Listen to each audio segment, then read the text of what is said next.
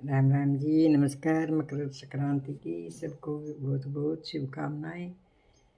आज से सूर्य उत्तरायण की तरफ हो जाएंगे, तो सूर्य देव की पूजा करनी चाहिए। और तांबे के लोटे में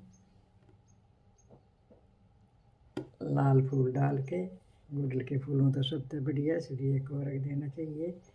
और आज तिलों का दान बहुत अच्छी बात बताई है। और संक्रांत के साथ साथ आज षटतिला ग्यास भी पड़ रही है, तो ग्यास माता की भी सबको बधाई। और सुनाती हूँ ग्यास की कहानी। एक बार नारद घूमते घूमते एक बुढ़िया से मिले। वो विष्णु भगवान की भगतनी थी, पूजा पाठ तो खूब करा करती, पर दान होता नहीं उसके हाथ में, था भी नहीं उसके पास कुछ दान करने को। तो एक दिन विष्णु भगवान ने सोची परीक्षा लेते हूँ, भी कुछ तो पेट भरने के लिए उसके पास होगा ही। तो विष्णु भगवान ब्राह्मण का रूप करके उसके घर आए। तो बुढ़िया ने खींच के बोले, मैं कितने दूँ, मेरे द्वारा कुछ सही ना। ठाक ही मिट्टी का डला ठाकर उसकी झोली में डाल दिया। भगवान चले गए। कुछ दिन बाद टाइम आई तो उसकी मृत्यु हुई, दिन पूरी हुई उसके।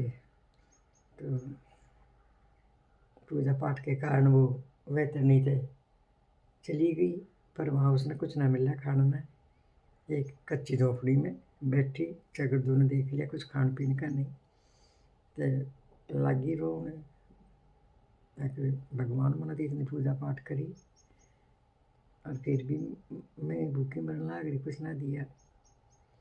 तो भगवान बोले कि याद करे, तेने मिट्टी का ढेला दिया था, मिट्टी की झोपड़ी मिल गई, मिट्टी खा ले भी।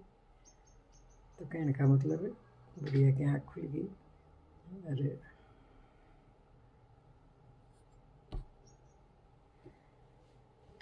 बुढ़िया बहुत पछताई और बोली, मैंने फिर दे भगवान थोड़ा टाइम, फिर जाऊँ मैं और फिर दान पुण्य करूँ।